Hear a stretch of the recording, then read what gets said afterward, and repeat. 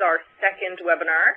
I'm pretty excited to see the interest and the number of people who've come on today to learn about this pretty important piece of the puzzle in trying to increase the supply of affordable housing here in British Columbia. And I know that we also have other folks and colleagues joining us from across the country. Today's webinar, which is Where Housing Costs Come From, a developer's peek inside, I think really resonates as something that others are trying to get, understand some of the pieces of the puzzle of creating affordable housing. So we should have a great webinar and really great speakers. I want to also thank and for an introduction from our colleagues from the Economic Development Division who've been working to help coordinate and provide some technical support to putting on these webinars in our three-part series.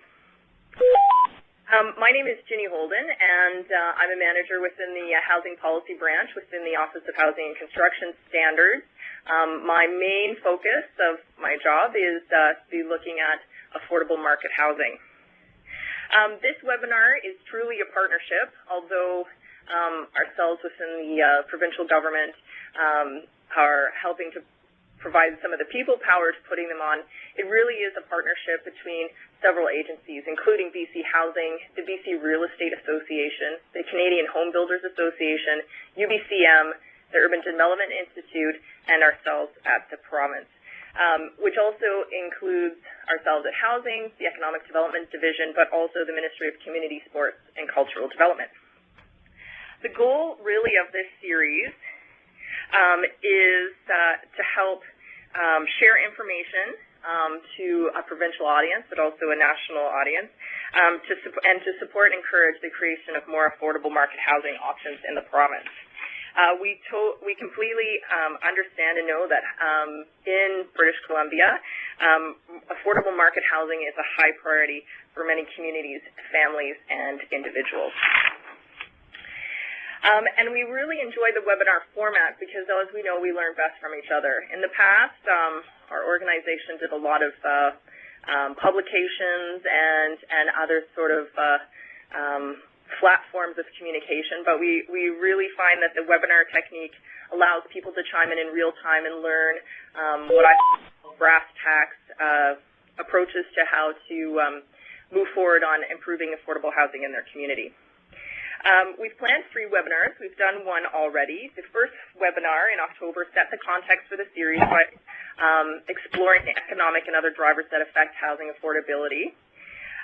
Today, we wanted to get an inside scoop from developers and development consultants on the elements that contribute to the cost of building affordable housing and really take us through a pro forma, which is the developer's guide to calculating cost of a project, to see how different elements can make or break a project.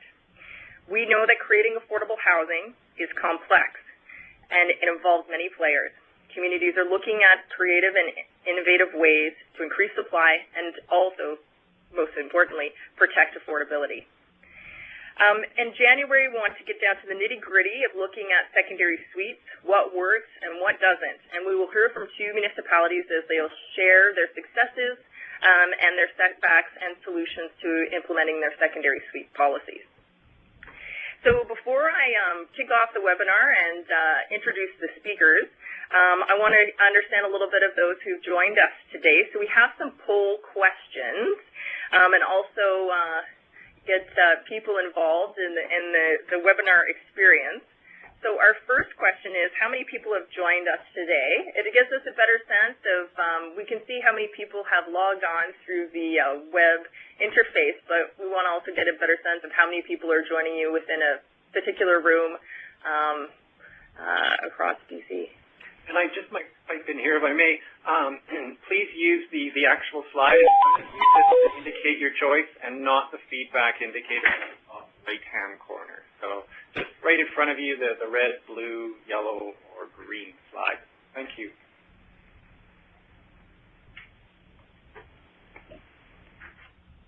Okay. We'll take a tally of this here. It seems to have settled in.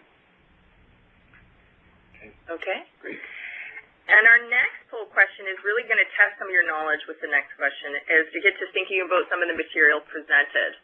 So from your understanding, is buildable area, there's one for Thursday afternoon, the same as building efficiency.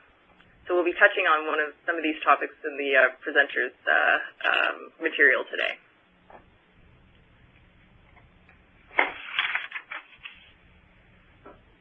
All right, well, no. The overwhelming, okay. A heavy favorite there. Yeah. How you doing? Sometimes. Good. Okay. Well, we'll get started. That's just to get your thinking caps on. I wanted to introduce our first speakers, Justin Bearer and Jerry Mulholland. Jerry joined GP Rollo and Associates in 2004 and is a senior land economist. He provides comprehensive financial services to clients dealing with real estate planning and development services. He's joined by his colleague, Justin Bearer. Justin is a planner, real estate development analyst whose primary focus is the integration of market and financial analytics in land use planning and development policies. Justin is also a member of the Planning Institute of British Columbia. And without further ado, I will pass the microphone over to Justin and Jerry. Thank you. Hello. So what we're doing is we are presenting on where housing costs come from, specifically looking at market projects. So we thought we'd look at first and trying to think about, when we talk about affordable housing, how is affordability defined? When we're looking at a market project, typically how affordability is defined is by your ability to pay. And so your ability to pay is then formed by your income level, the lending criteria at the time, and based on your personal credit record, and then the continuum of housing products that are available to you, both new and in resale. So if all of those things fix what your housing spending capacity is, then what are the effects that dictate what the price of the new construction and new product that's on the market is? So we looked at identifying 4 primary components that go into what makes for the cost of housing. The first being land, the second being profit or return on investment for the developer, the third being hard costs, and the fourth being soft costs or development costs. So I'm going to start by talking about the land aspect. And the first thing we want to consider here is simply where the site is located. So where is the site? And we need to consider this simply because we want to know in what market the site is sold, and that's going to dictate use and density. The price that a parcel of land will trade for in a market will be a function of where it is located, existing entitlements defined by the zoning, potential for future entitlements, i.e. what is the site designated for in the official plan, as well as perhaps slightly more opaque considerations like what has been happening in the market area to like parcels of land in terms of redesignation. And that brings us to the second point, which is land speculation. In any given market, there is the potential for land prices to be bid up through speculation due to shifting markets or shifting market conditions, upcoming improvements, perhaps a new transit line or other infrastructure upgrades, and simply through changes in the community plan or the neighborhood plan. And this can lead to affordability issues, especially where there are expectations from various parties over land value and community benefit. And finally, we need to think about the types of lots that are available in an area. Are there preponderance of small lots, large lots, and how easy or difficult, time-consuming, cheap or expensive is it to assemble these lots to do a development? Both time and complexity can add significant costs to development, which will trickle through to the end price. Now, how a site is designated and zoned will impact the imputed land value as well as the uses and prices of housing that can be developed on the site. In theory, value should be tied to current entitlements as defined through zoning, rather than future uses defined through official plan. Now, insofar as OCP and NCPs, these should be the first indicators for a developer to determine potential uses for the site. And typically, a developer can do one of four things when looking at a development opportunity. The developer can develop the site under current zoning, assuming that the economics of doing so makes sense. The developer can rezone to the use to a use that is already designated in an official plan. He can rezone to a use not designated, or he can simply do nothing and hold the property. And beyond general zoning requirements, or beyond general zoning, some of the details within the zoning bylaw can also impact the cost of development. Things like how density is defined. Is it defined on a per unit basis or on a per square foot basis? In the development industry, generally the preference is to define it on a per square foot or square meter basis, as this gives the developer more flexibility on what can be built in a given envelope as defined by floor space ratio. How fees are charged. Are they charged on a per door basis or on a per square foot basis? The former, the per door, unduly influence certain product types in a market over others. What are form and character requirements, and what are the costs associated with meeting those things? So, next slide, please. Ownership. So who owns the site? The ownership of a site can impact overall development costs and ultimately unit prices, as different owners have different mandates or requirements for realizing value from their land. A private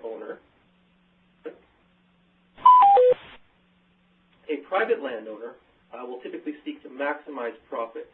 However, there is a continuum, of course, within the population of private developers that will see a wide variety of housing types, forms, finishes, and pricing come to market. A municipality, by contrast, can have more options. A municipality may have a piece of land that it wants to dispose of to raise money, but also there are other opportunities, such as the opportunity to act as a developer, the opportunity to partner with the private sector developer, the opportunity to partner with private sector nonprofit developers. And all of these can result in ultimately a market unit at a slightly lower price than under a typical development program. Institutional ownership. If the owner of a piece of land is a large institution or perhaps a faith-based organization, they may have in their mandate provision of housing at lower market prices. And often they already own their land, redevelop with an imputed land value of zero, possibly lower profit expectations, and that ultimately trickles through to a lower price. And then there's also consideration of development on First Nations land. Often because of the leasehold land tenure associated with it, the price of units can be lower. We come now to our next key component in development costs, which is profit or return on investment. So we look back again to who's developing the land. The options will vary depending upon who the developer is and what sort of project they're developing. And that is tied in some way to their measure of risk on the project. But typically when people are developing, they are looking at either building and selling a product for housing, or they're looking at building and holding a product for development. So build and sell, you're looking at developing apartments and condos, townhouses, single family, and the focus there is getting a return measured as profit. So profit on cost, profit on revenues, some other measure of profit there. Versus a build and hold, where a developer is building something that they are intending to hold as part of their investment portfolio. So it would mean a rental project, both commercial and residential. And so there's a variety of different ways that developers will look at return there, whether it's an internal rate of return, a return on equity investment, or any other number of measures for a long-term perspective. The key thing, however, is that in either case, a private developer needs to realize a return on their investment that they feel is commensurate with their risk in order for them to consider pursuing a project. Without this return, then the developer would not be interested in doing the project at all and building housing. So, hard costs. Hard costs are probably the most important piece of the pro forma puzzle when it comes to when it comes to market housing. And hard costs are costs associated with anything physical, pretty much. Buying materials, excavation, demolition, construction. And the first major hard cost we want to address is materials. Construction costs vary significantly by material used. Often wood frame is about 25 to 50% cheaper than concrete, but typically and historically wood frame has been limited in terms of the density and height that can be developed. That's starting to change now, as we're starting to see the emerging of technology and market for taller wood structures, such as 6-story and up wood frame. One has been recently completed in the city of Richmond, I believe. And some believe that we're starting to see the emergence of something new, which is the wood high-rise, 30 stories and up. And there's an interesting TED Talk by Michael Green that you may want to check out on this topic. 12 minutes long. Other hard costs. The condition of a site can drive a host of other hard costs. This can include environmental assessment and cleanup, soil reclamation, possibly the need for site grading, and topography. Topography of a site can either limit the development yield, or it can possibly improve the development yield if it's graded in such a way that it allows for the creation of something that may not otherwise be economically feasible, like underground parking.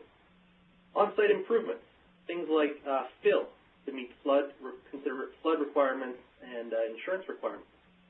Fill can be very costly, especially if it's being trucked in from a great distance. Again, remediation, this is costly in both dollars and possibly simply in time. If a lot is just sitting there, the developer is still paying taxes on the lot as they're waiting for the site to be ready for development. Servicing, the developer may need to pay for expanding a pipe, bringing other services to the site, and we need to also think about what on-site amenities are being required and are being provided. And finally, design. Building efficiency. This is something that we always need to consider. The developer can only sell the usable area that is being developed. So for something like a townhouse, often the building efficiency is close to 100%. Most of what you build, you're selling. For an apartment, you can't sell the elevator shafts, the stairwells, and the hallways, so your efficiency is lower. Finish. Higher quality equals higher cost. Sustainability features and designations. This can add significant costs. And while some of those costs can be paid back over time in terms of efficiency and savings, often the payback periods are too long to resonate much in the marketplace. Some surveys have shown that consumers are likely to pay about a 3 to 5% premium for green features, whereas the cost can often be 7 to 10% or higher in terms of premium. And last, we come to our soft costs or development costs as a component of overall project costs for a housing development. So soft development costs consist of things like project management, so a consultant or internal person within the development company to see the project through from acquisition all the way through to the completion of the project and marketing. Architects and engineering fees, other various fees for consultants, so things like doing market studies, financial analysis of your project, marketing the project, and determining who you're selling to and what sort of scheme you should be using in terms of layout and design, and like appraisals, surveys, lawyers, accountants, insurance that you're having to pay on your project, both on the land, materials, and for your workers in case something goes wrong. We also have costs to do with financing and interest, and these are some of the key things that are affected by how long it takes to do the project. So you have land purchase financing. You have to purchase the land, and then you carry the costs of that all the way through from the time you option or purchase until such time as you have finished marketing and selling the project, or conversely, if you're developing a rental project, all the way through until you've actually fully paid that back to the bank. You also have interim financing that you have to pay for, which is your construction financing. You're having to pay for all your materials and labor during the development period. You've also then got takeout financing. If you haven't paid for the project in its entirety by the time you're finished building it, you have to get a takeout mortgage, something similar to what we would do when we're buying a home. And then on top of that, the bank is out there saying, well, we also would like to see some additional fees and charges just for the luxury of you borrowing money from us. So all of those things can add up to a lot. And so when developers say that the clock is ticking and that it's costing them money every month that it's taking, they're not lying. We also then come now to civic requirements and process, some of which aren't directly soft costs, but they do have spillover into this area. So things like parking requirements. These add to the hard cost side of things, but they are conditions and mandates that are usually set by the municipality or the planning department. Things like setbacks, height, view corridors, angles, other zoning-related matters. These sorts of things add to the soft cost and to the hard cost of development.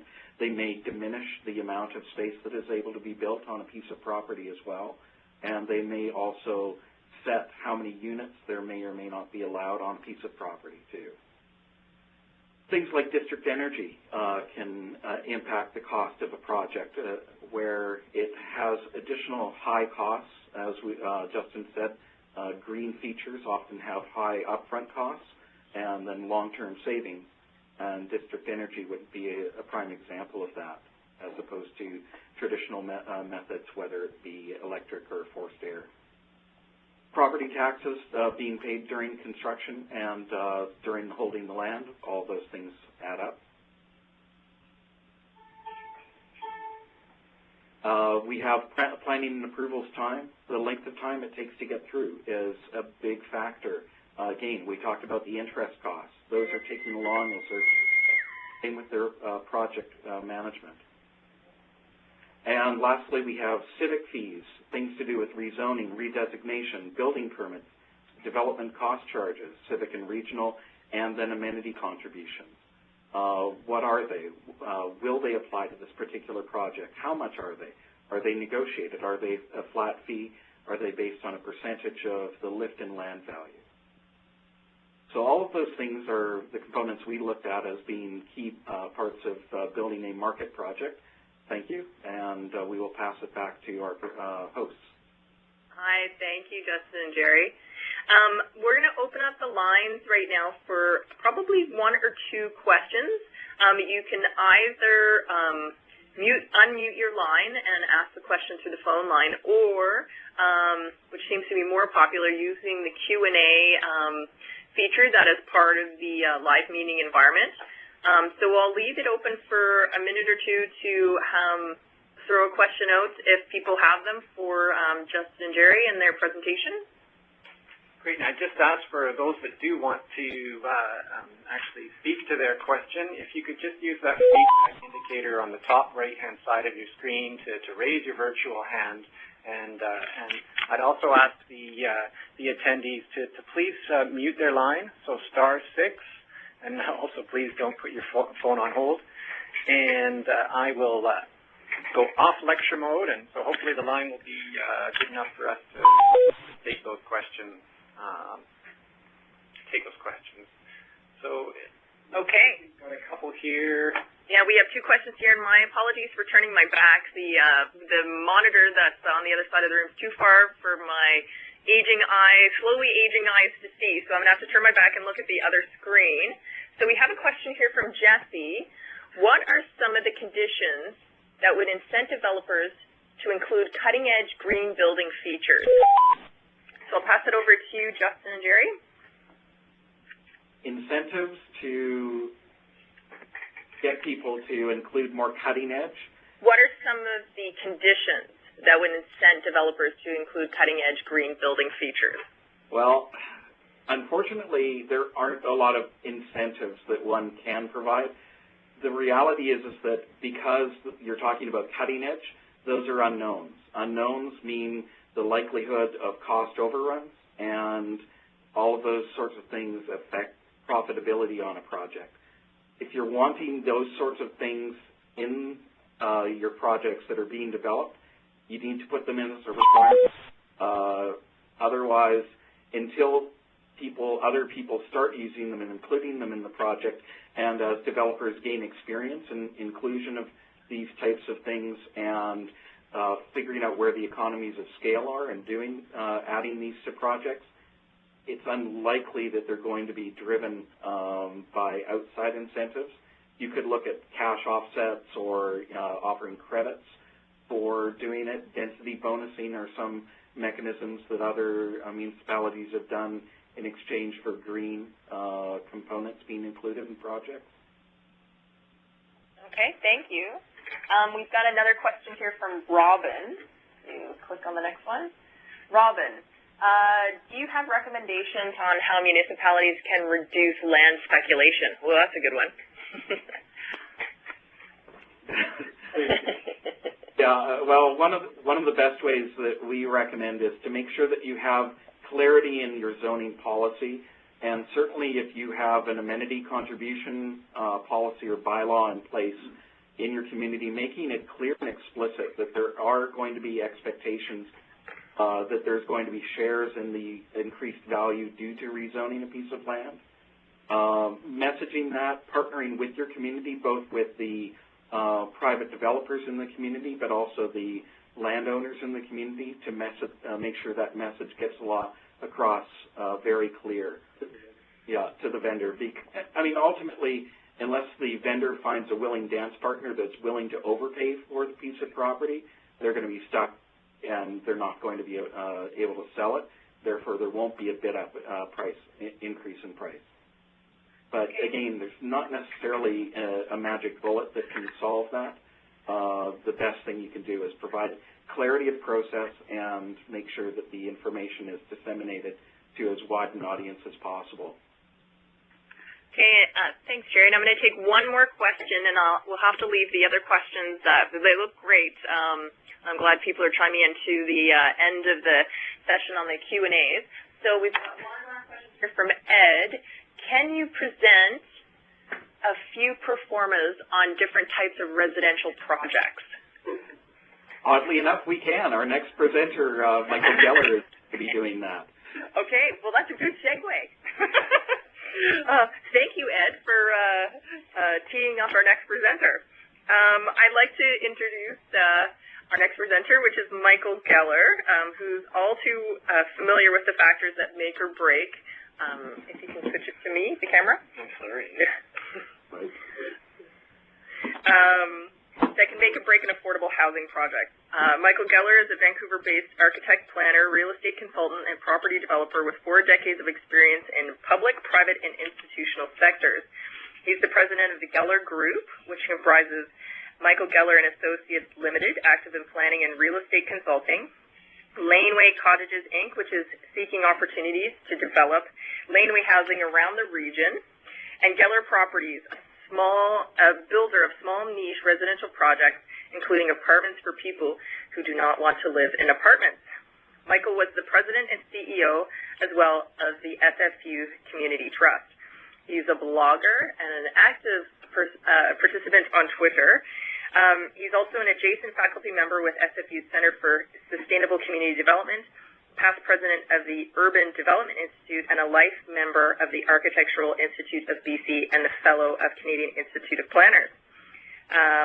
But there's much more to his background, but let's just hear from him directly. Michael will be reviewing a performa, just as Ed said would be helpful, and showing how different elements can make or break an affordable housing project. So over to you, Michael. Thank you very much. So if I can pull up my first slide, you think it's this button here?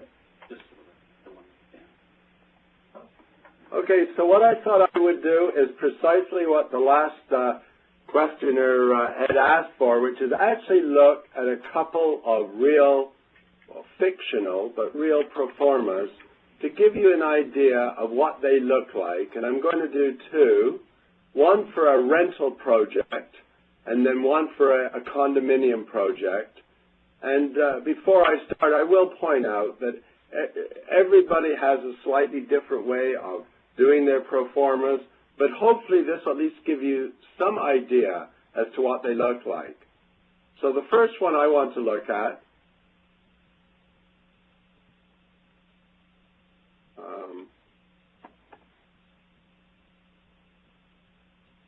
well, I'm trying to just see which. Sorry, here we're just having a little technical difficulty since my slides are not advancing. Hi, Michael. They seem to be advancing now at our end. Oh, Then, oh, okay. Unfortunately, I can't see which one. That is a bit of a problem. Let's just see if we can. So sorry, Michael, are you unable to see your slides at this point? I can't see. I'm still on my title slide, unfortunately. Sorry about this, folks. Darby, could you take over advancing the slides? Yes. We can. Absolutely. So I'm just going to try and go back and just... I don't have as many as the last presenters, so yeah, if you can just... Okay, so yeah, the first one is what are stacked second townhouses? slide.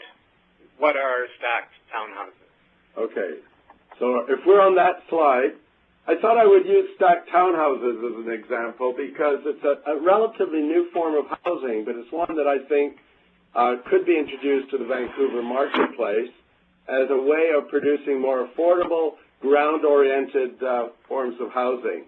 And if you go to Toronto, stacked townhouses are very, very popular. And this illustration happens to be from Toronto, but we're beginning to see more and more. So I'm now going to go to the next slide, which is a project description. Do we have that one up? Yes. We do. Okay, so in this case, we touched briefly on the subject of floor space ratio as a way of measuring the size of a development. I've created a fictional site of about 55,000 square feet, and we're allowing a density of about 1.5. And I think most of you are familiar with the concept of floor space ratio, but for those who are not, it basically is a measure between the area of a development and the area of its site.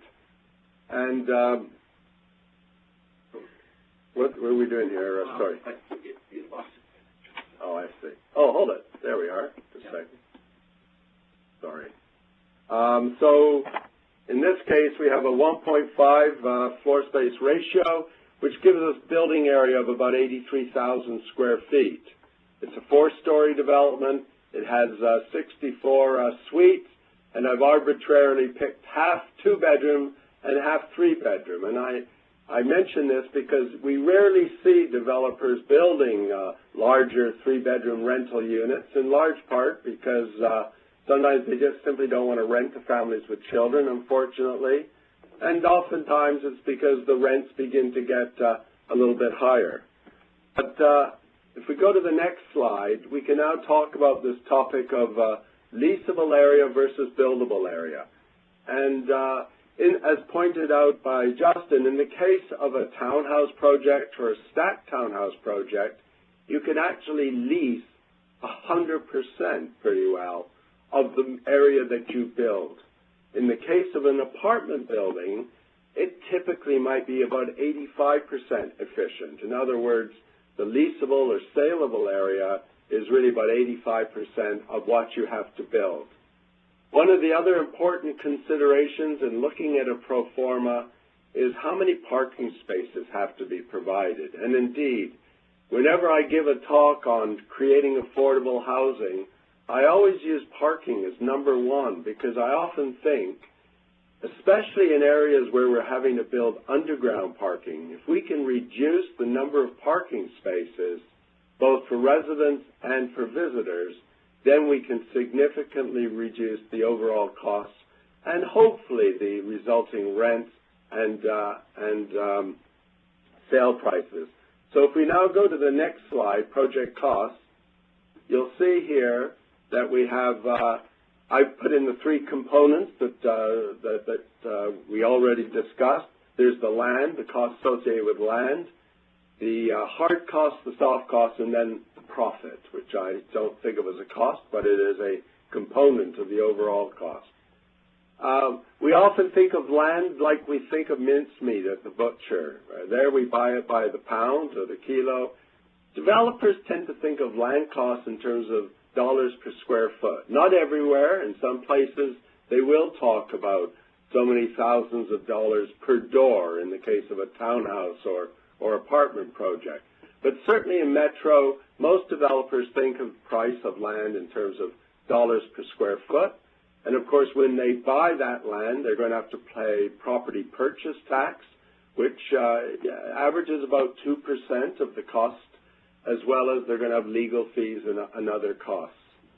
We've already heard that the hard costs really are the construction costs, but there's two components that one should not ignore. One is the actual cost of building the building on site, but sometimes it's very important to consider what might be some of the off-site costs.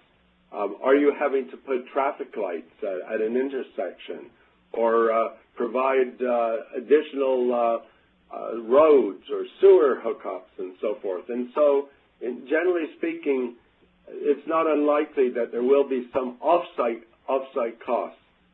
And just to confuse you a little bit, I wanted to put a note to point out that when a developer builds a condo, and we're going to look at a condo pro forma, he generally can recover all of his GST that he has to pay, or she has to pay, by selling the units. But in the case of a rental building, this is not actually the case. In a rental building, a portion of the GST is not recovered, and so the cost can be higher for a rental building than if it was identical to a condo just because of the GST.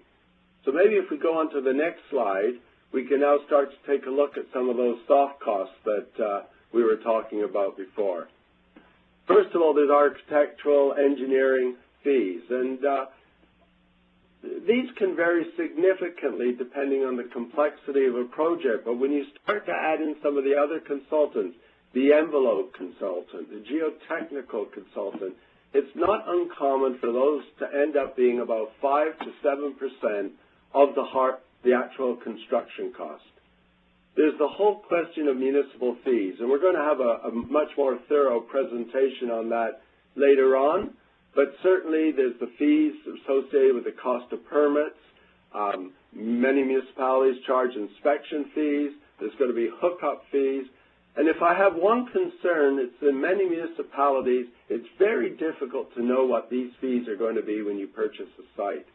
This is particularly true when you get to these next items, the development cost charges, which may well be clear, but the community amenity contributions, which are becoming an increasingly popular way of charging developers for the privilege of building housing, especially when they're rezoning. And I want to make it clear, I think most developers accept the fact that they have to make these payments. And sometimes we don't care as long as we can pass them on to the buyers. I mean, that's the reality. But what is increasingly concerning is that very often you don't know what the community amenity contribution is going to be until after you've submitted your rezoning application and you get a chance to sit down with the municipal officials and their consultants.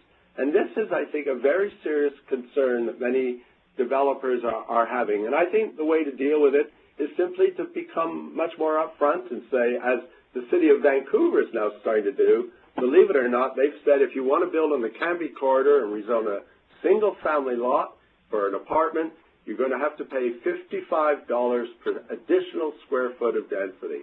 It's a huge number. It's going to add to the cost of housing, but at least it's certain. So then you get into some of these other costs, and as was mentioned before, the insurance, the legal, preparation of surveys, the property taxes during construction, and they can add up, but in this case, order of magnitude around $100,000. Then the developer is going to have his overhead costs and a project management fee, and a typical fee can be anywhere from 2% to 5%, but 3% is a pretty common number. That's 3%, usually of the hard costs. In this case, it's a rental building, so you're going to have costs associated with leasing. Now, some would say, surely, as soon as you build them, they'll all lease up. Well, not always, depending on the rent. And this is a real number that I've got from one of my clients who builds rental apartments. Then you're going to have contingencies. And the amount of the contingency is often a function of how far you are along on the development process. But again, 5% is not an uncommon number based on the hard and the soft costs, not the land costs, but the hard and soft costs. And over time, as the project's designed and the construction costs are known, that contingency can come down a bit. We then touched before on the financing costs, and this is a very complex thing. because you really have different types of financing. The typical developer is going to put up a certain amount of equity, and the bank is likely 25%, and then he'll hopefully borrow 75% of the total cost. In the good old days, developers were usually able to borrow 100% of the cost, especially if they were arranging financing. It's much more difficult today. So to calculate the financing fees, what we generally do is take the applicable interest rate, in this case, let's say 5%, the construction period, say 14 months, and then recognizing at the beginning you haven't incurred a lot of costs, and at the end you've incurred all the costs, you can divide the cost by 2. And that gives you a rough estimate of what those costs are. But I think it is important to note that the holding costs of the land are another significant cost that have to be added onto this.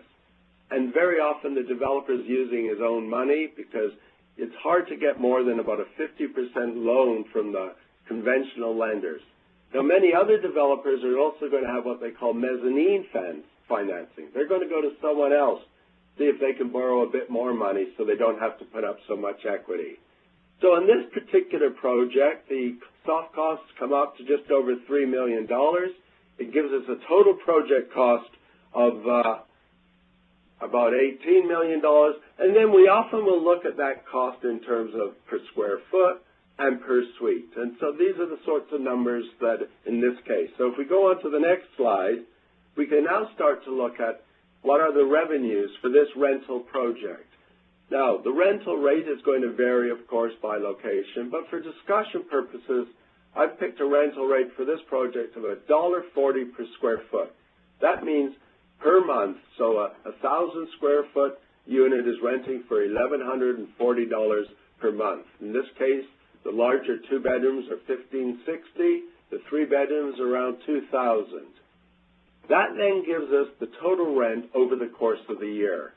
Now, in the old days, you also got some money from those washing machines and dryers, although today it's very common that the machines are in the unit, so there's no revenue, but there's likely going to be revenue from the parking, and it can be anywhere from $15 a month to $200 a month, depending on the location, but $35 a month, that's not an uncommon rental rate for a parking space.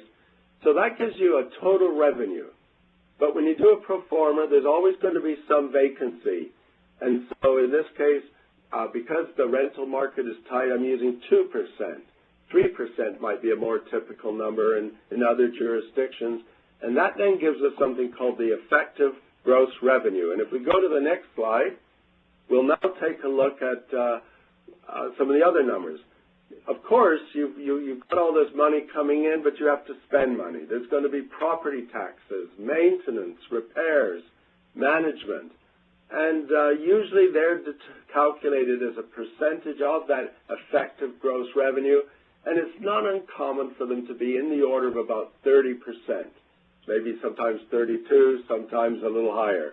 But then the next thing, so if you deduct that effective gross, those operating expenses from the income, that will then give you your net operating income. And then that now gives you how much money you're likely going to end up with per year from this project. And then to get an idea as to how profitable this project is, and again, as was mentioned, there's different ways of doing this, but one way is simply to divide the operating income by the total costs, and you may add in, of course, a profit onto those total costs, and that gives you either what we often refer to as the break-even return or a capitalization rate, which these days is often in that 5% range. There was a time when they used to be 8 or 9%, and indeed sometimes it could be much lower. So that's a rental pro forma, and now if we can go to the next slide, we're going to talk about developing a condominium together. So this is a 4-story wood frame condominium, and it's got the same site area, if we go to the next slide, and it has the same floor space rate. So we're building 83,000 square feet, but again, and don't forget this, we can't sell the 83,000 square feet. Few people want to buy those corridors. So we're going to only sell about 70,000 square feet. And in this case, I've prepared a pro forma based on about 50 of the units, 100 units. 50 of them are smaller one-bedrooms, and these sizes, 550 to 625, are the kind of numbers you're seeing. Increasingly, developers are making units smaller and smaller. Some of you will soon be approached to see if you want to do 350 square foot units. 2 bedrooms, depending on whether it's one or 2 bathrooms, may well be in that 775, 800, 850 square foot. Of course, they could be a lot larger. So then the way we do a pro forma is we look at this total saleable square footage. We pick what we think we can sell them for, and sometimes we'll pick a number based on what surrounding projects are selling for. And sometimes what we'll do is we'll simply look at what are our costs and what is our desired profit margin and put in that number and pray that we're going to get it. So in this case, we're looking at about $335 a foot. It gives us a total revenue. But then we're going to have sales commissions, and we may have in-house salespeople, or we may have a broker, and then there will be other brokers. And so 3% is not an uncommon number, and that gives you a net revenue. And if we go to the next slide, we can now begin to look at the costs. And I won't dwell on this as much. As a general comment, the cost of building a condominium is likely going to be a bit higher than for a rental, because developers like to put in those features to seduce the buyers. In the old days, these would be fireplaces. We're not building those as often. It may well include granite countertops and maybe a more attractive exterior and so forth. But that being said, sometimes a good quality rental building will have higher costs for the energy system, the heating system, because when people are going to own a building, they often will put in a better quality of system than if they're going to sell it, and that's a reality. So in this case, that wood frame condominium may cost $160 a foot. And again, I just want to mention that is $1 per square foot measured over the above ground area. And that cost can vary depending on the unit size. If we had all 1,200 square foot units, the cost would come down because we'd have the same number of kitchens and maybe even the same number of bathrooms, but a lot more bedroom space. And again, in this case, we've got some off-sites as well. So if we go to the next slide, again, we can look at the soft costs, and they're going to be very similar, except that in this case, the community amenity contribution and the DCCs may be greater if you're building condominiums as compared to rental. One of the other additional costs you're going to have is homeowner protection office fees. There's registration fees and fees per unit. So that's another thing to look at. The other thing we're going to have is marketing costs. In addition to the sales commissions, you've got to do brochures, put up those signs. If you're going to have all those full-page ads in the Vancouver Sun and so forth, that's going to add significantly. And it's astounding how much money sometimes you pay to market these projects, and it's not uncommon to have marketing costs of 2 to 4% of the revenues on top of the 3% commissions that you're paying. And again, we've got the financing costs and so forth. So if we go to the next slide, we can begin to take a look at the overall picture here. So our total project costs, in this case, were about $20 million. It worked out to about $240 per gross square foot, but remember, we can only sell about 70,000 feet, so our cost per saleable foot was about $282. It worked out to around $200,000 a suite. We deduct what it costs from what we hope we're going to get from that $335 sale price. It gives us a profit of just under $3 million, which in this case is about 15% of the cost.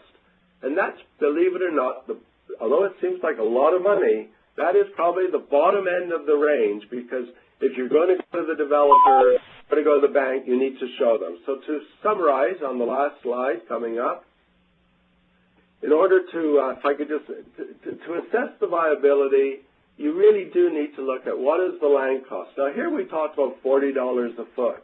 You know, in Vancouver right now, people are paying $150, $175 a foot just for the land. So how can you build affordable housing when you're looking at costs like that? In the case of rental, you have to look at what are those annual operating costs. Condominiums need to demonstrate a profit. And I'd like to just finish off touching on the last question, or earlier question, about putting in green features, LEED features. In the case of Vancouver, if you want to rezone, you have to go to LEED Gold. I'm a former director of the Green Building Council. I'm up at SFU, Center for Sustainable Community Development.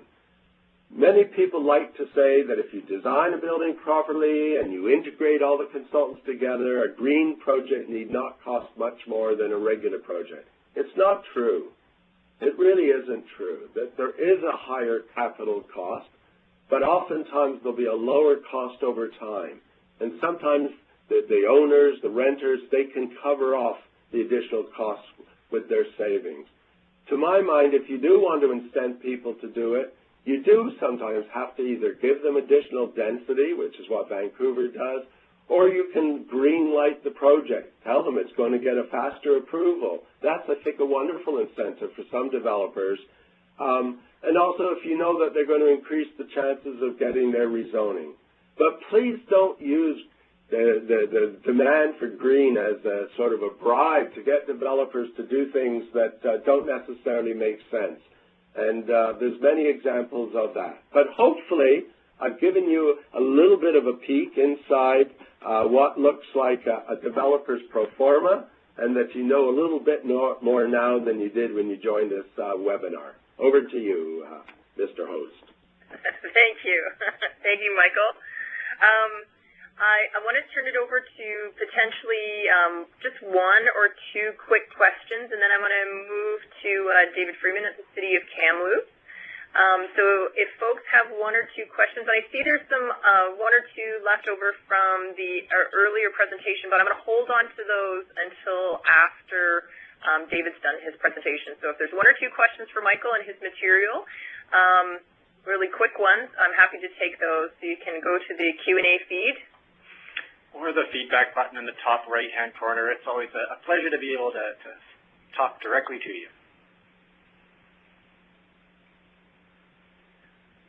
Of course, it always takes a little bit of time for people to type in their questions. And just while we do have a second here, I would just like to apologize for some of the connectivity issues that seem to have affected our video. I'm not sure if that's universal, but it has affected at least a few of the computers. So certainly glad we're able to still hear each other, and hopefully you've been able to see the slides as well. So again, my apologies for that, and we look forward to your questions here. Okay, I'll give it another 30 seconds, and if not, we'll move on to our next presenter, Dave. Oh, and now our camera's working. We do have a few gremlins in the system today, fortunately. Okay, we've got one. And Michael, this is for you. Are smaller projects more inviting to developers than bigger ones? Well, big developers prefer to do big projects. Small developers prefer to do smaller projects. But there's no doubt that larger projects tend to have a greater economy of scale. And many of the developers that I speak to say, you know, it's oftentimes as much work to do a 12-unit project as it is to do a 120-unit project. But that being said, the risks are often greater with the larger projects as well. So it's difficult to generalize about that. But certainly the cost, I think one thing that you will see is a lot of builders prefer to build, say, a high-rise building rather than a mid-rise concrete building, because there's an economy of scale doing a high-rise that you often don't achieve with a 6- or 8-story concrete building. So to that extent, the larger project is sometimes more economical and more affordable. One of the other things that makes a project more affordable, as we touched on, is the efficiency. Imagine if you can sell 90% of what you build instead of 85%, that can make a project significantly more profitable. And how do you do that? Well, you do that by having what we call a larger floor plate. And if you want to know what a larger floor plate looks like, just fly to Toronto, and or go down to New Westminster and look at some of the newer developments down there, which have, instead of a 5,000 or 6,000 square foot floor plate, a 9,000 square foot floor plate. So it's an indirect answer to that question. Okay, thanks, Michael. We've got one more I'm going to take before I move on to Dave, and then we'll do the other questions at the end of the Q&A session. Consolidation of lots. How important is the ability for developers to be able to consolidate smaller lots, example, 50 to 33 lots into larger ones? It's very, very important. And indeed, I was looking at a site today. A realtor was asking me about a C2 site, a site along a commercial street. The zoning would allow a 3 floor space ratio, but because it's a small site, when you actually factor in all the setbacks and the parking requirements, the site is, you probably are not going to get more than about 2.2 FSR, and even at that, given the cost of trying to achieve the parking, it's probably not viable to develop a site.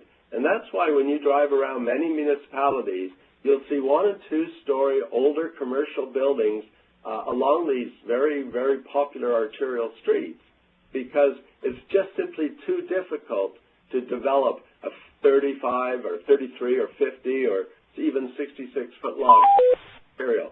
In the case of residential developments, the same thing.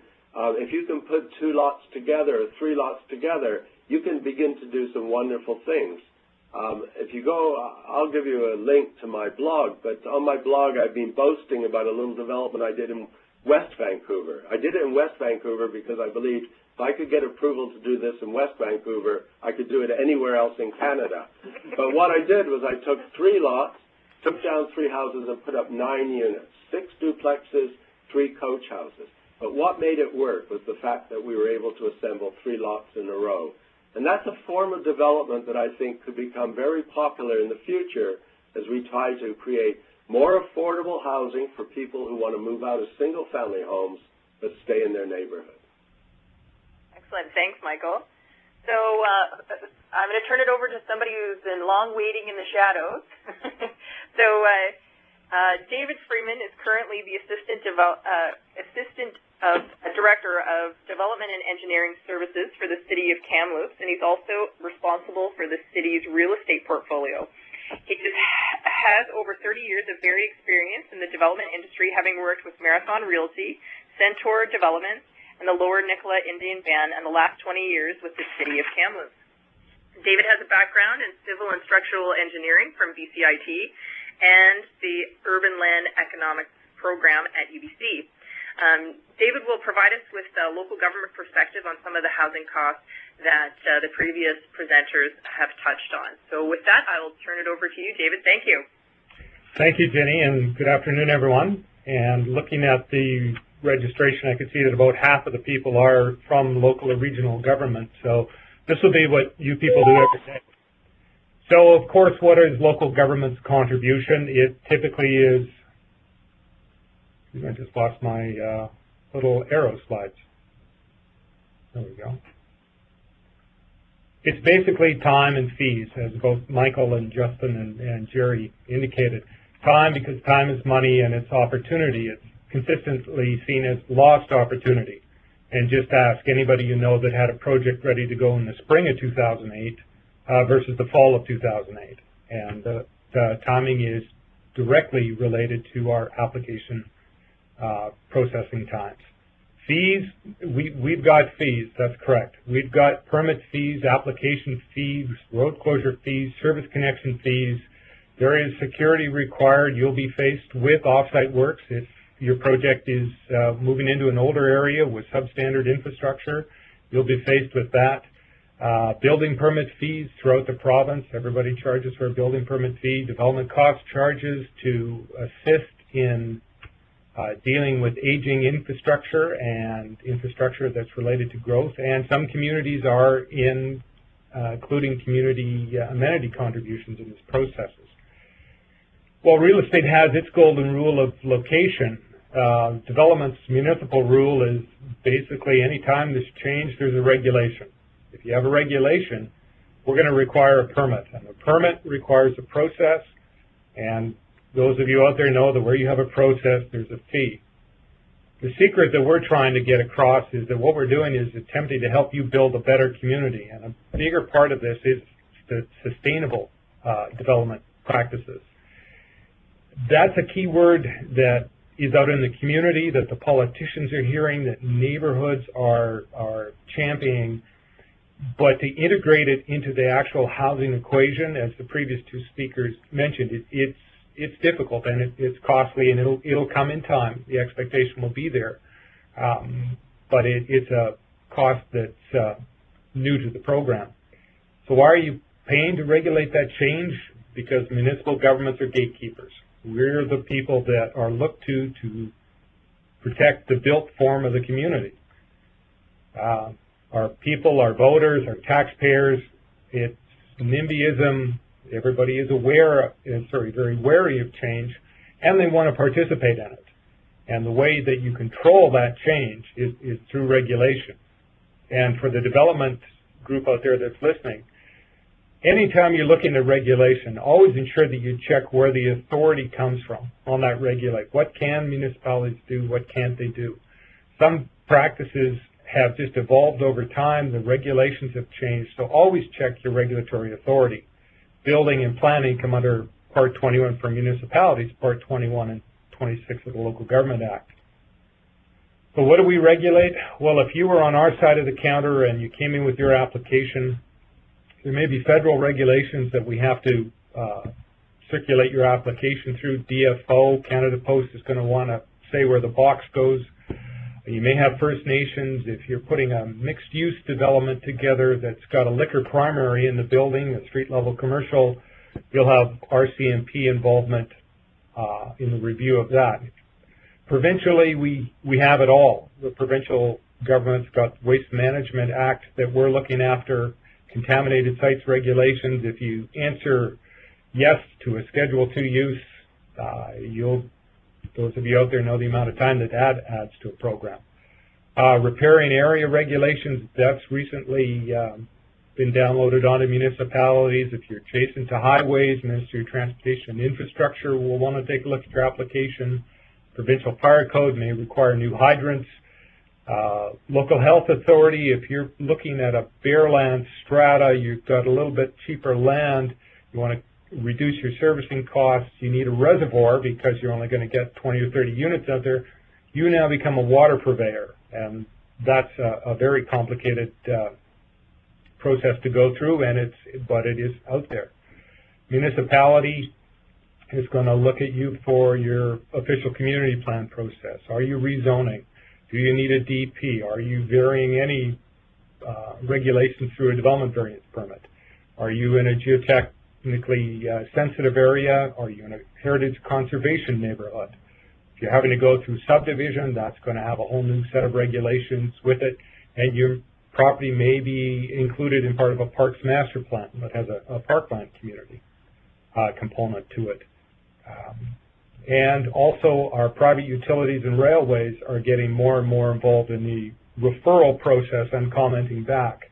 Up in Kamloops, we have both CN and CP coming through, and they both get a kick at development applications.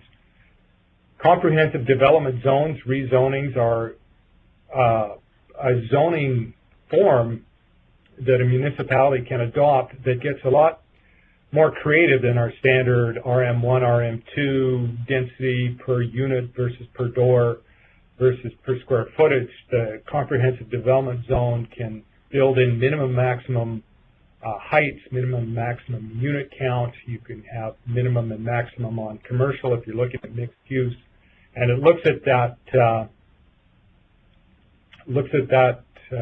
flexibility. We want to look at why do we have permits processes? Well, because we have clients. And who are the clients? Developers are clients, the purchasers are our clients, the taxpayers are our clients. Price point of your unit doesn't impact the amount of work on your application or the process it has to go through if it's impacting the neighborhood. Internal processes require manpower. Manpower in the days of tight budget restraints mean fewer and fewer people to do more and more applications. And if you're an external process, you've got stakeholder participation. You're going out into neighborhoods. When you take the pro formas that the two previous presenters have shown, here's what municipalities and politicians in neighborhoods see. On a total project value, municipal fees are coming in, and this is if this was done in Kamloops, you'd be looking at 2% on the project value. It is 2.5%. Sorry, I just lost my motion sensor. There we go. Going on straight project cost, it's 2.5%. Development cost charges the demon construction cost. It's a cost recovery mechanism for growth for infrastructure. It's non-taxpayer funded. The authority comes out of the Local Government Act. It shows what municipalities can and can't charge. And it's an unbelievably complex process. Our City of Kamloops bylaw is 117 pages, double-sided. We follow the UBCM best practices guide that came out a number of years ago, and we have our home builders at the table going through the projects. What do you need to know about DCCs? There are exemptions, there are reductions, they're in the Act. And you can go for smaller units, you can get reductions on credits, and also assist factors. Michael mentioned intersection upgrades. It's important to realize that most development cost charge bylaws have an amount in there for intersection upgrades. Moving through, a very generalized statement, it's a balancing act. You are paying a user fee. So like with any other fee, it's a balance between the politicians with taxation and user fees. Charges and fees are approved by your city council. Municipalities' obligation, what are you looking for? Well, you're looking for much. You're looking for efficiency, transparency, and certainty. You don't want those goalposts changing. You want to know what your costs are up front, and you want us to understand the importance of a lender, and as both presenters have indicated. What we would like to see when you come up to the front counter, get to know that staff, get to know who that project team is going to be. Do your homework. Come in with a complete application. What we're telling developers these days is development is a very complex business. You need to retain professionals. And also, you will be required to engage the neighborhood. The neighborhoods are speaking to politicians, and that's how you're looking at their involvement in the change process. Quick overview of the municipalities' look at development through our side of the counter. Thank you. What to do is open up questions to all the presenters. And we do have some leftovers from our previous question period. So I'm going to first go to Kylie. She has her hand up. So if you want to mute your phone, if Kylie is still chimed on through the webinar, you want to mute your phone and ask one of our presenters a question? And I'll just go out of lecture mode to allow you to do that. So just one moment here. The conference is no longer in lecture mode. Hey, is Kylie still with us? Okay. All right, we have the next question is from Rachel. And Rachel, you can click on the question, and I think this one was actually put in place for Michael. And the question is, consolidation of lots. How important is the ability for developers to be able to consolidate smaller lots? So I think we've already actually discussed that one. Okay, so we're going to go on to any other questions? We've got a question from Ian Brown. He's got his little question indicator on. Ian, are you still with us and have a question? Oh, sorry, I had the wrong indicator on. Okay. But while you have the floor, Ian, why don't you ask a question? Yeah, sure. Okay, I'm calling in from the North Saanich or No Saanich, which is kind of like West Vancouver. And one of the challenges we have, the biggest challenges for our affordable housing initiative is the community concern about affordable housing, but not in my backyard. I wonder if anyone else has that experience. I think the question should be, does anybody not have that experience? Okay. Sorry, I am just if I could, again, the audience to please their lines. We aren't getting this feedback, and then we can continue this discussion. So please, star 6. Sorry, Michael, go ahead.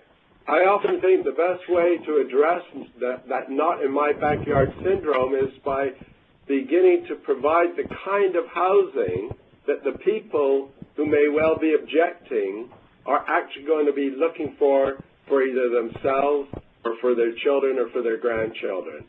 And indeed, this little infill project we did in West Vancouver, over 150 people did either come and speak against the project at the public hearing or write letters in opposition. There were an equal number of people who wanted to remain in their own community and live in a different form of housing. And the key in this case was getting a council to approve it and then to build something that once it was completed, people began to say, what was all the fuss about? So to my mind, encourage municipal officials, if you think somebody's got a good project, encourage their council to take a chance, because there's nothing like having some on-the-ground demonstrations of these alternative forms of housing, whether it's street row houses or infill duplexes, because once people see them, they often find that they're much less opposed to them than they thought they were going to be. Very good. Thank you, Michael. We're going to turn it over to some questions that are online. That's okay. In terms of affordability, the example you rely on profit and primarily urban in nature. I think or maybe cool. Have you dealt with affordable housing by a community or land trust? Did you want to talk about that? Community land trust is an idea that I think we're going to hear a lot more about in the future. Certainly in the eastern United States, they're becoming more and more popular. If you want to learn about them, just Google John Emanuel Davis. He really is the father of community land trusts in the United States. They're also very popular in England. But essentially what it is if you could imagine a sort of a nonprofit entity or a community-based entity that's on the role of being a developer. It still has to make some money or certainly cover its... But I think it's a wonderful way, both in urban and in rural areas, to begin to deliver more affordable forms of housing. Yeah, and I think that certainly as things have changed over the last 50 years in how the federal government has been involved in housing, where downloading of responsibilities and costs of providing affordable housing to either the provincial governments and then to municipal governments, that creative ways of approaching it are going to become more prevalent. One of the approaches that community land trusts often take, and it's an idea I think you're going to see in the future, and I did do a blog post on it, the whole concept of shared equity. A lot of people who are renting can't afford to buy a house, apartment, but they might be able to afford to buy half an apartment. So imagine the situation where a or a nonprofit group or a community trust which owns the other half, and over time the individual acquires a greater and greater interest. In England, shared equity is one of the very common ways of buying, not just from nonprofits, but even from private developers. And I think that there's an idea there. Things like rent-to-own. Some of us used to rent-to-own televisions. Rent-to-own housing is another idea that I think begin to look at. Okay. Thank you, Michael and Jerry. We've got our next question. I'm just going to go to lecture mode now, and I would just ask again our attendees to mute, please, as we do have someone's hand in queue as well. Going to lecture mode. Sorry.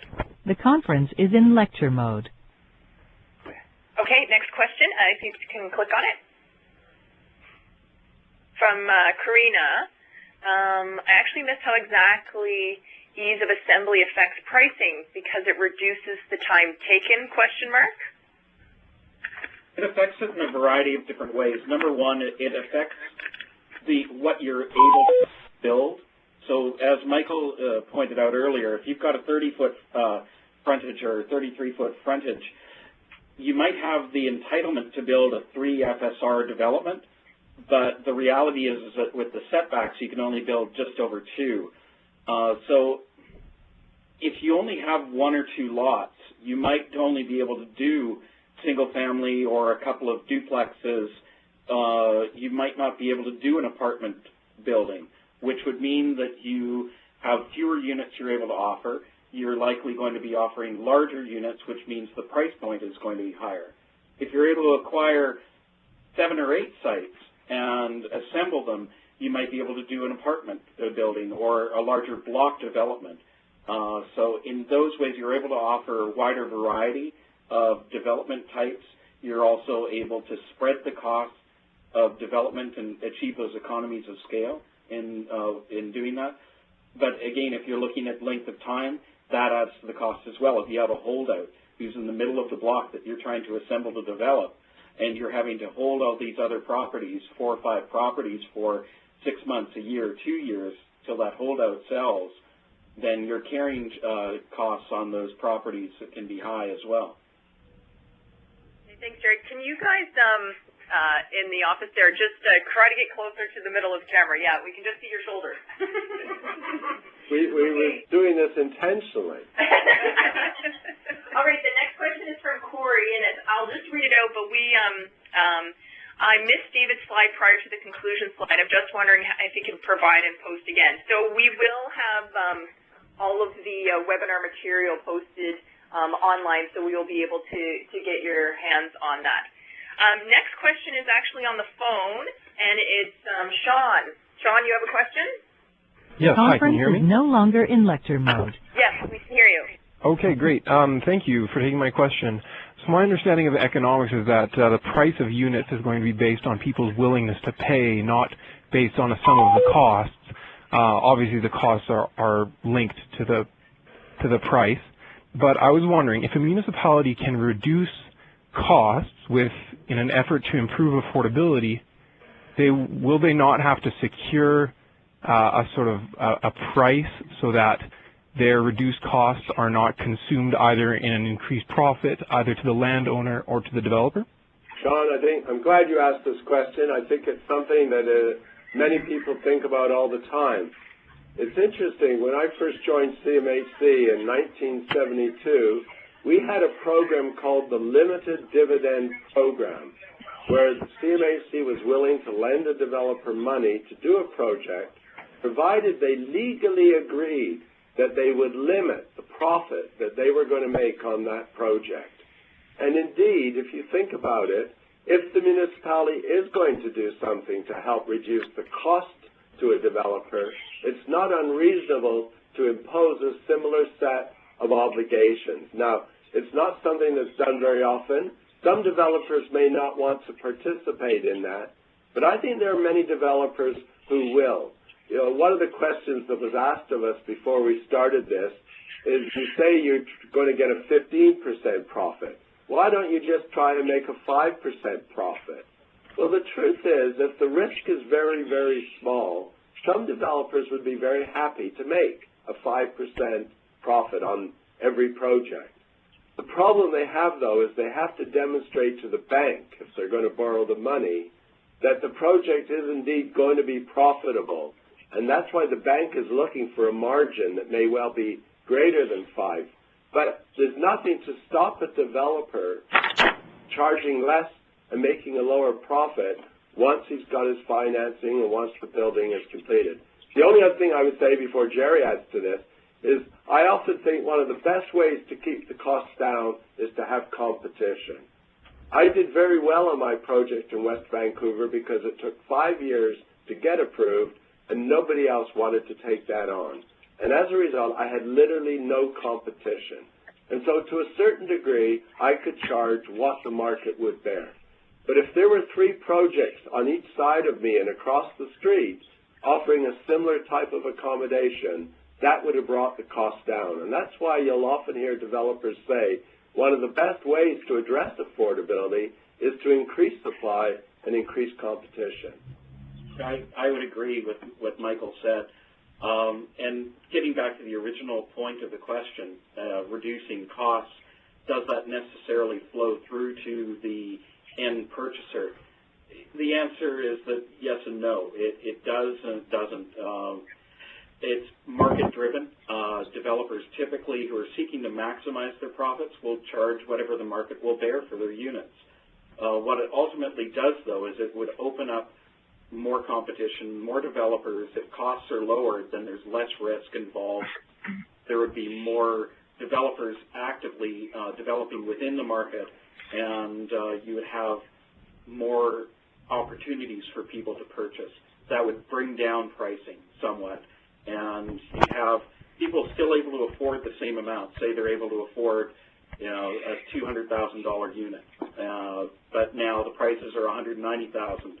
So what you've done is you've increased the amount of you're able to enter into. Just don't do what the City of Vancouver did after the Mayor's Task Force on Affordable Housing, when it said we'll be willing to consider innovative projects and we'll fast-track the rezoning as long as the end price is 20% below market and remains 20% below market forever. Because the practical reality is the only way it could be 20% is if there was no profit whatsoever. It was an unrealistic thing.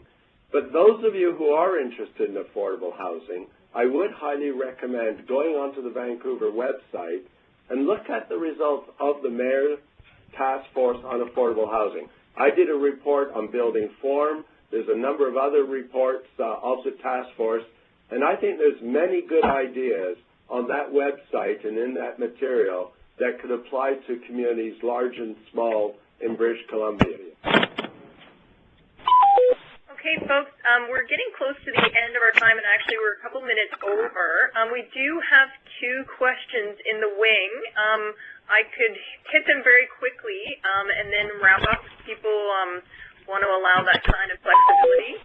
So the 2 questions are, one from Simon. Sorry, we have Corey. So I'm in Valemont, and we have limited housing currently available and a small population. How do small communities find developers interested in more projects or alternative projects, like housing for temporary workers? Well, one way is to approach the nearest Urban Development Institute or Canadian Home Builders Chapter and just let them know that you think there is a demand for new housing in your community, because many of them may not have even thought about developing there in the local. So UDI has chapters in the interior of Vancouver Island and in Lower Mainland. Canadian Home Builders also has chapters. Sometimes it's as simple as just getting the word out that there is a demand. I mean, certainly as we hear the conversations about liquid natural gas and what might be happening in the north, a lot of developers are beginning to think it may be time for them to pull out their long johns and their winter coat and head up north, because there may well be opportunities up there that they've never thought about in the past. The other way one could look at trying to get things moving there would be looking at putting in municipal lands and partnering with developers. So that would be one way. Certainly if you're looking at trying to create more affordable projects or tenancy projects for workers in the area, it's a way of reducing the risk somewhat for private developers, and it's a win for the community, for the developer, and for the municipality then. Okay, thanks, Jerry and Michael. We do have some more questions in the wing, but I think I am going to wrap things up. Folks, if you do have questions, we have a slide here at the end with the emails of our presenters, so if you do have other further questions, please feel free to just get in touch with them with those questions. I'm going to wrap up really, really quickly. I think today's discussion was excellent. I think it's just one piece of the puzzle to help us better understand how these pieces fit together so that we can create more affordable housing on the ground. It is complex, and I think our presenters did give us a good view of how that complexity, from the need for financing from the banks to soft and hard costs and municipal costs, and all those different tensions at play that need to be considered when to make an affordable housing project successful. So I really want to thank our presenters today. I think they did a great job and really helped. There certainly seems to be a desire to get a better understanding of these pieces, and I think we certainly tapped into that today. I want to end off just talking about our future. We have one more future webinar as part of this pilot. It's in January, secondary suite, so I hope you can chime in for us during that webinar.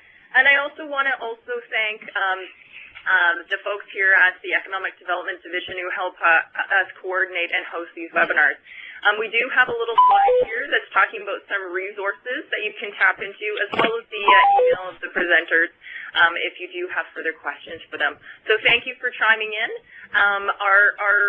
This was recorded, and it will be available online for you to pass on to your colleagues that we were able to attend or to refer back to in the future. So thank you. I'll pass. I'll say goodbye, and hopefully where you are in the province or in the rest of the country, there's some sunshine. So good day, Dave. Bye-bye.